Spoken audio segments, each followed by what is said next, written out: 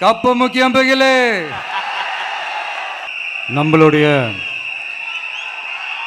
இந்த அரசியல் பயணத்தில் மிக மிக மிக முக்கியமான ஒரு காலகட்டத்தில் நாம் இருக்கிறோம். நான் ஏன் இதை இவ்வளோ அழுத்தமாக சொல்கிறேன் அப்படின்னா,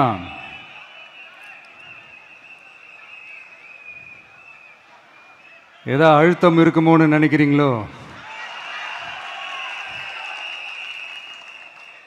அழுத்தமா நமக்கா?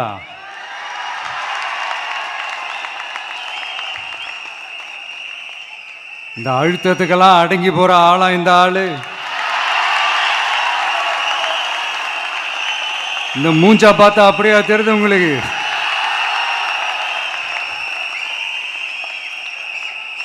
அதனால் அப்படியெல்லாம் நடக்காது. அதுவும் முக்கியமாக நம்மக்கிட்ட அதெல்லாம் நடக்கவே நடக்காது. ஆனால் அழுத்தம் இருக்குதான்னு கேட்டிங்கன்னா இருக்குது. அது நான் இல்லைன்னு சொல்ல வரல. நமக்கு இல்லை, மக்களுக்கு. தமிழ்நாட்டை இதுக்கு முன்னாடி ஆண்டவங்களும் சரி பாஜகவுக்கு அடிமையாக தான் இருந்திருக்கிறாங்க. ஸோ அவங்கள நம்பி ஒரு பிரயோஜனமும் இல்லை. இப்போ ஆண்டுகிட்டு இருக்கிற இந்த திமுக அரசாச்சும் நமக்கு ஏதாவது செய்வாங்கன்னு பார்த்தா இவங்களும் அவங்கள மாதிரியே தான். இன்னும் சொல்ல போனால் ஒரு படி மேலே, இன்னும் மோசம். அவங்களாச்சும் நேரடியாக சரண்டர் ஆகி இருப்பாங்க, இவங்க மறைமுகமாக சரண்டர் ஆகி இருக்கிறாங்க. அவ்வளோதான் வித்தியாசம். அதனால் நீங்கள் பார்த்தீங்கன்னா அவங்களோட அந்த வேஷம் கலைஞ்சிடக்கூடாதுன்றதுக்காக இந்த கலர் கலராக கவர்ச்சிகரமான இந்த அறிவிப்புகள்லாம் வெளியிடுறாங்க. நோட்டீஸ் பண்ணியிருப்பீங்கன்னு நினைக்கிறேன். ஸோ இவங்க எல்லாரும் இப்படியே இருக்கிறாங்களே, நமக்காக உண்மையாக உழைக்கிறதுக்கு யாராச்சும் வந்துட மாட்டாங்களா அப்படின்னு மக்கள் ஒரு விதமான அதை வெளியில் சொல்ல முடியாத ஒரு அழுத்தத்தில் இருக்கிற நேரம் இது. மாற்றி மாற்றி ஓட்டு போட்டு ஏமாந்து அவங்க இப்போ நம்மளை நம்புகிறாங்க. நம்மளுடைய இந்த தமிழக வெற்றி கழகத்தை இந்த விஜய் கூட நிப்பான்னு நம்புகிறாங்க.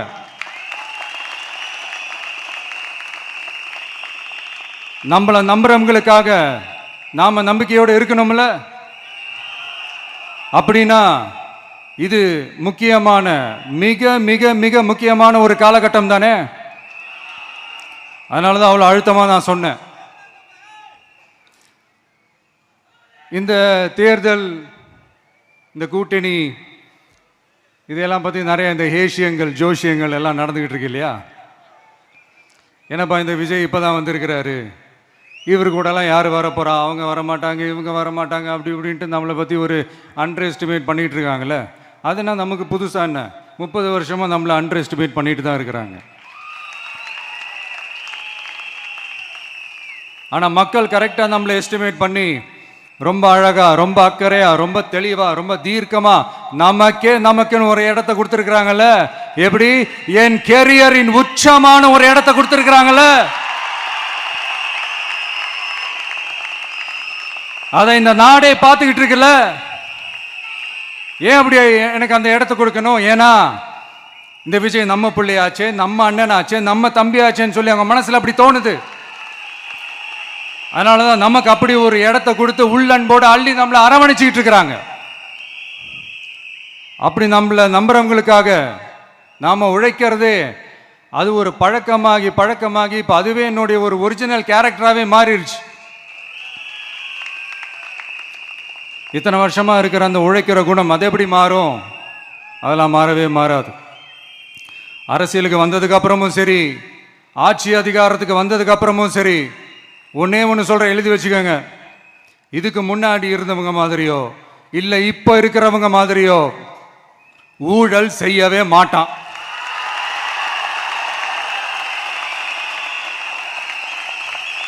ஒரு பைசா தொட மாட்டான். எனக்கு அது அவசியமே இல்லை. புரிஞ்சுங்களா உங்களுக்கு? எனக்கு அதை தொட வேண்டிய அவசியமே இல்லை.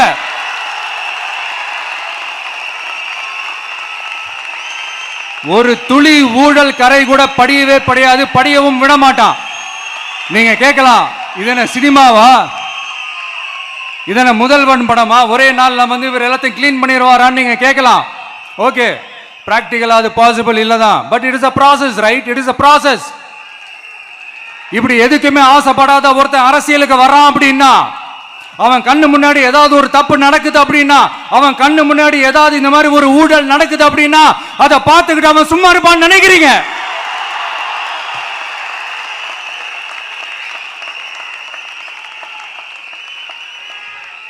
அதனால இந்த தீய சக்தியா இருக்கட்டும், இந்த ஊழல் சக்தியா இருக்கட்டும், ரெண்டு பேரும் தமிழ்நாட்டை ஆண்டவே கூடாது. அப்படிப்பட்ட இந்த கட்சிகளை உண்மையா தில்லா எதிர்க்கிற அந்த கட்ஸும் கெத்தும் நம்ம கிட்ட மட்டும்தான் இருக்கு.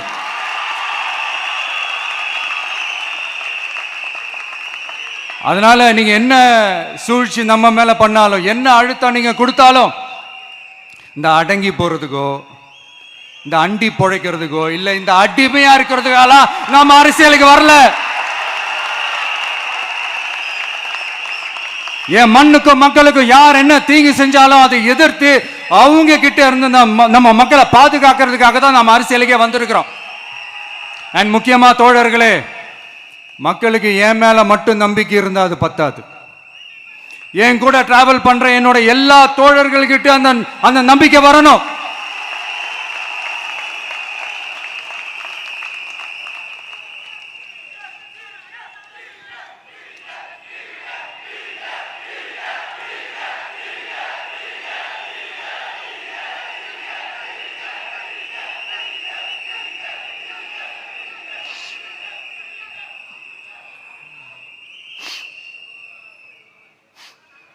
அந்த நம்பிக்கை இல்லைன்னு நான் சொல்ல வரல, இருக்குது.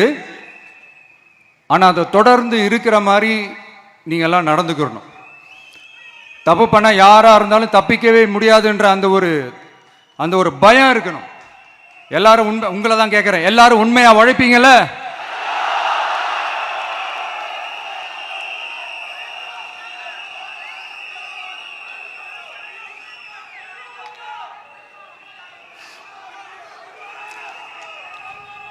யாருக்காகவும் எதுக்காகவும் நம்மளோட அரசியல காம்ப்ரமைஸ் பண்ணிக்கவே கூடாது. செய்வீங்கல்ல?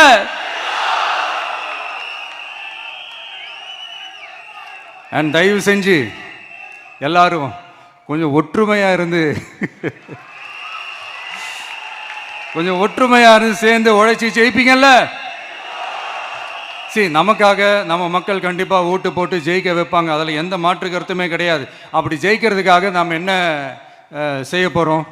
மக்களிடம்னு செல்னு அறிஞர் அண்ணா அவர்கள் சொன்னதை ரொம்ப டீப்பாக சின்சியராக அடாப்ட் பண்ணுறதோட மட்டும் இல்லாமல் நம்மளோட அரசியலில் அதை செயல்படுத்தணும். அதுதான் முக்கியம். ஏன்னா இப்போ அரசியல் இருக்கிறவங்க அண்ணாவை மறந்துட்டாங்க. அண்ணா ஆரம்பித்த கட்சியும் அண்ணாவை மறந்து சுயநலமாக மாதிரி பல வருஷம் ஆச்சு. அண்ணா பேரில் இருக்கிற கட்சியும் அவரை மறந்து பல வருஷம் ஆச்சு. ஆனால் நாம அவரை மறந்துடக்கூடாது. மக்கள்கிட்ட போகணும், மக்களோட மக்களாகவே இருக்கணும், மக்களுக்காகவே இருக்கணும். அதுக்காக நாம் என்ன செய்ய போகிறோம், என்னெல்லாம் செய்ய போகிறோம், அதுக்காக தான் இந்த மீட்டிங். ஆரம்பிக்கலாமா? இந்த ரெண்டு கட்சிகள், ஆண்ட கட்சியா இருக்கட்டும், இப்போ ஆள்ற கட்சியா இருக்கட்டும், அவங்கள பொறுத்த வரைக்கும் பூத்துனா என்ன தெரியும்ல? அவங்கள பொறுத்த வரைக்கும் பூத்துனா கள்ள ஓட்டு போடுற இடம். ஆனா நமக்கு, நம்ம டிவிகேவுக்கு அது ஒரு ஜனநாயக கூடம். அங்க ஜனநாயகம் திருடுறாம நம்ம பார்த்துக்கிறணும். ஒவ்வொரு ஓட்டையும் நம்ம பாதுகாக்கணும். எப்படி பாதுகாக்கிறது? ஒவ்வொரு வீட்டில் இருக்கிற ஒவ்வொரு ஓட்டும் நமக்கு தானே ஃபர்ஸ்ட் கன்ஃபார்ம் பண்ணுங்க. எனக்கு தெரிஞ்சு தமிழ்நாட்டில் ஒரு 2.25 கோடி ரேஷன் கார்டுகள் இருக்கும்னு நினைக்கிறேன். அவங்க எல்லாரும் வேற வேற எந்தெந்த கட்சியில் இருந்தாலும் கட்சி வேறுபாடு எல்லாத்தையும் தாண்டி இந்த விஜய் அவங்க வீட்டில் ஒருத்தனா வாழ்ந்துட்டு இருக்கிறான். அவங்க குடும்பத்தில் ஒருத்தனா பார்த்துக்கிட்டு இருக்கிறாங்க. அதனால இந்த கட்சி கிச்சி எல்லாத்தையும் தாண்டி இந்த விஜய் கூட நிக்கணும்னு முடிவு பண்ணிட்டாங்க. அதனால அப்படி முடிவு பண்ண அவங்கள பாதுகாப்பா பூத்துக்கு கூட்டிட்டு வாங்க. நம்மளோட இந்த விசில் சின்னத்துக்கு ஓட்டு போட வைங்க.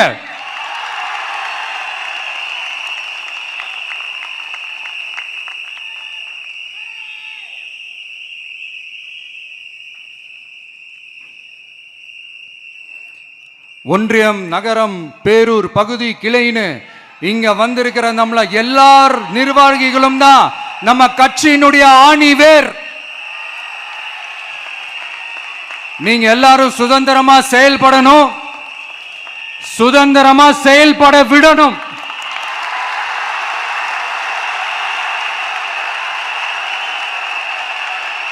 நீங்க ஒவ்வொருத்தரும் எனக்கு முக்கியம்.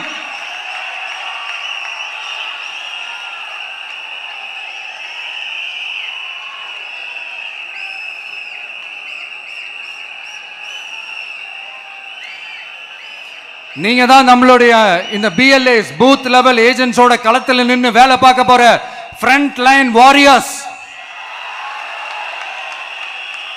இப்ப நடக்க போறது வெறும் எலெக்ஷன் கிடையாது, இது ஒரு ஜனநாயக போர். இந்த டெமோக்ராட்டிக் பேட்டில லீட் பண்ண போற கமாண்டர்ஸ் நீங்க தான்.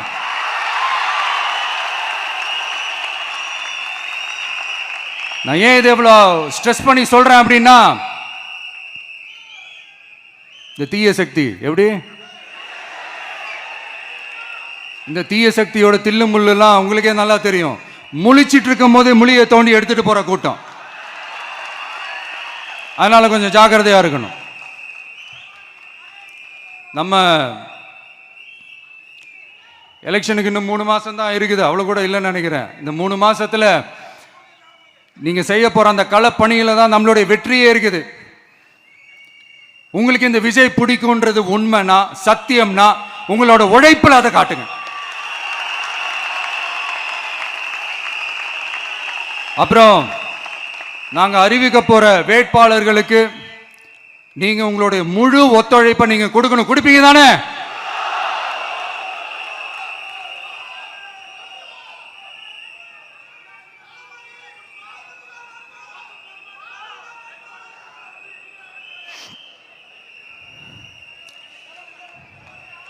உங்க எல்லாரையும் ஒரு எனர்ஜைஸ் பண்ற மாதிரி உண்மையா நடந்த ஒரு கதை ஒன்று சொல்றேன்.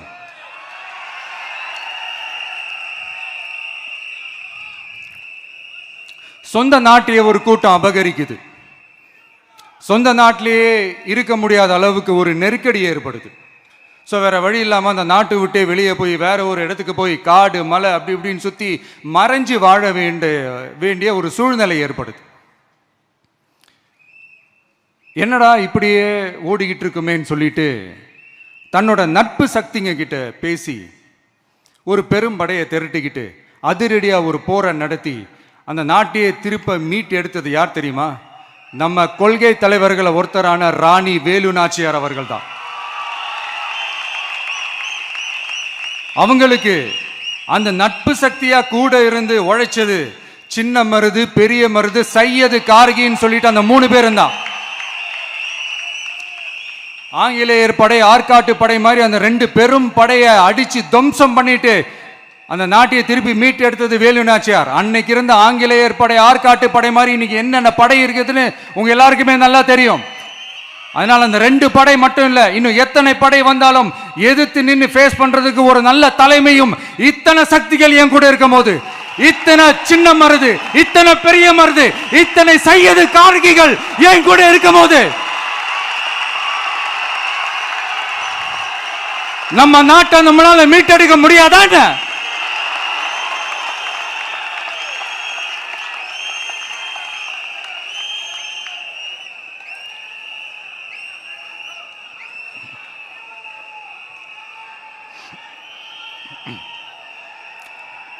அதுவும் இந்த படை, நம்மளுடைய இந்த டிவிகே படை, நட்பு சக்தி இருந்தாலும் இல்லைனாலும் தனியாவும் நின்று கெத்தா ஜெயிக்கிற அளவுக்கு ஒரு மிகப்பெரிய படை. அதுலயும் ரொம்ப முக்கியமா இன்னைக்கு இந்த கூட்டத்துக்கு வரலனாலும் நான் அந்த போர்ல நடந்த அந்த கதை மாதிரி கட்ஸான குயில்கள் நிறைந்த பெண்கள் படையும் நம்மளோட இருக்கிறாங்க. அந்த பெண்கள் படையை பார்த்துதான் அரசியல் அரங்கமே அதிர்ந்து போயிருக்குது. அதனால எல்லாரும் ஒரு நிமிஷம் எனக்காக எந்திரிச்சு நில்லுங்களேன் ப்ளீஸ். நான் சொல்றதை கொஞ்சம் ரிப்பீட் பண்ணுங்க. இந்த 2026 சட்டமன்ற தேர்தல்ல நாம எல்லாரும் உண்மையாக உழைப்போம், சத்தியமாக உழைப்போம், உறுதியாக உழைப்போம், ஒற்றுமையாக உழைப்போம். Thank you. Please sit down.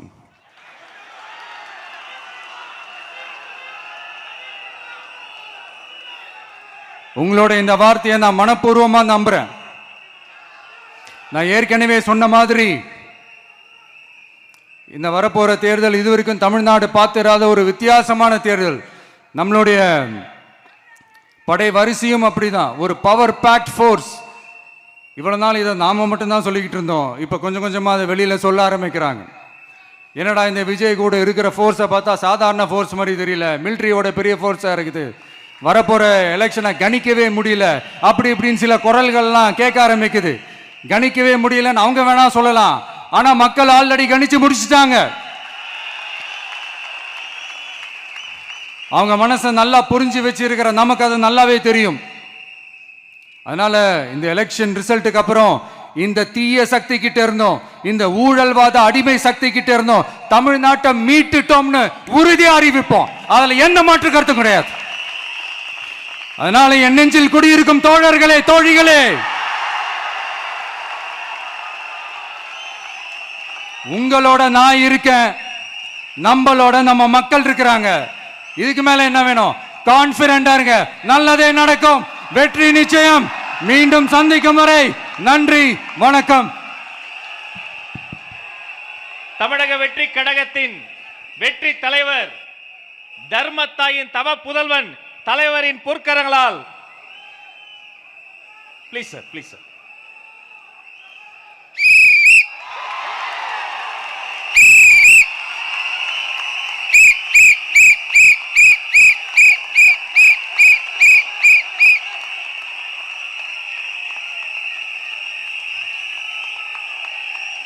நம்ம சின்னம் உங்கள் சின்னம், நம்மளுடைய வெற்றி சின்னம் விசில். கப்பு முக்கியம் பகிலே.